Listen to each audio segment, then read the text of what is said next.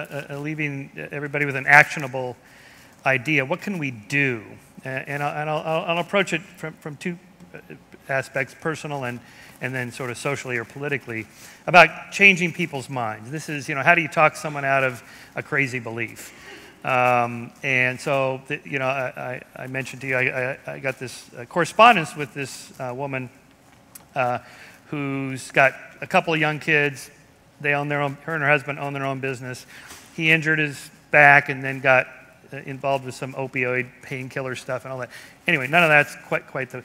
He got involved with a UFO cult type group that, believes that the Pleiadians are here and they're, aiding the government, which could explain the current administration. And, maybe he's right. Yeah. Maybe he's right. The Pleiadians, they're crazy. So she's at her wit's end. I don't want to leave the guy. I love him. My kids are young and we have business. How do I talk him out of believing that, the aliens are here, and a whole bunch of other things, multidimensional beings and channelers and crystals, the whole package.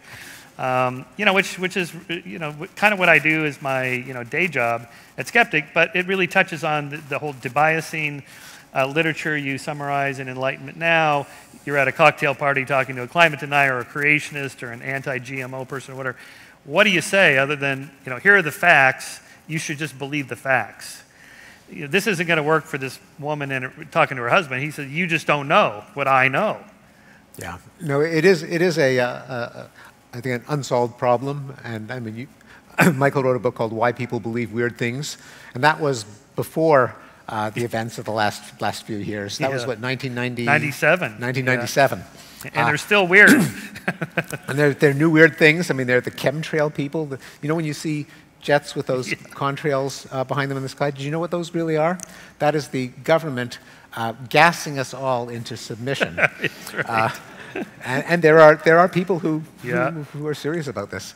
But we are living in an odd time of, I don't know if it's, I don't think that we're becoming more irrational, but, and of course you have many examples of madness of crowds in the past, but there may be more kind of rationality inequality. That at the top end, we have things like PolitiFact, fact-checking of politicians' statements as a routine mandatory part of journalism, which didn't exist 10 or 20 years ago. And the people who run it say that there is a massive demand for fact-checking, which did not exist.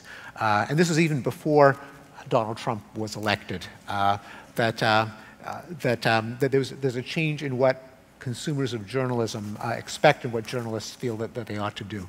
You've got things like Snopes.com, which refutes urban legends. You've got Skeptic magazine, and I assume the magazine has been doing quite well. You've got Wikipedia. I mean, this crazy idea of having an encyclopedia curated by volunteers with no one in charge. And there are very few conspiracy theories or Holocaust denial or crazy stuff on Wikipedia. So at one end, you've got these enormous resources for rationality. Then at the other end, you've got the chemtrails and the Pizzagate and the Alex Jones and so on. Right. Now it may be, we know that simply for someone who's in the grips of one of these beliefs, simply trying to persuade them with the facts and reason tends not to work. There are people who are kind of in the fringes, in the gray area, where facts may persuade them. There are also maybe other ways that if you get a spokesperson for a cause who is of the opposite ideological camp, you find someone on the right who says, well, maybe there is human-made climate change. That is more likely to persuade people who deny it than throwing more facts at them. Because when you throw facts at them, then you just get into kind of litigation where someone who is passionate about a particular position can always muster through clever spin doctoring and litigating, can always create a persuasive case if they are well enough versed in the arts of persuasion. Yeah. There may also be, and I know we should be turning it over to audience Q&A, it may also be that when there's a new medium that allows information to proliferate. Now it's social media, but a few hundred years ago it was the printing press. In between it was the mass-produced newspaper. There's often a Wild West period in which all kinds of crazy ideas get spread. It did happen with the rise of the printing press. A lot of people claimed that they had long-lost books of the Bible that were total fabrications. There was rampant plagiarism and Protocols of the Elders of Zion just 100 years ago, promulgated by the Tsarist secret police that many people to this day believe, but they certainly believed it in the past. And that it takes a while for this new arena of discourse to arrive at norms and institutions that prevent the crazies from taking it over and that kind of steer it in the direction of vetted proof and argument and fact-checking.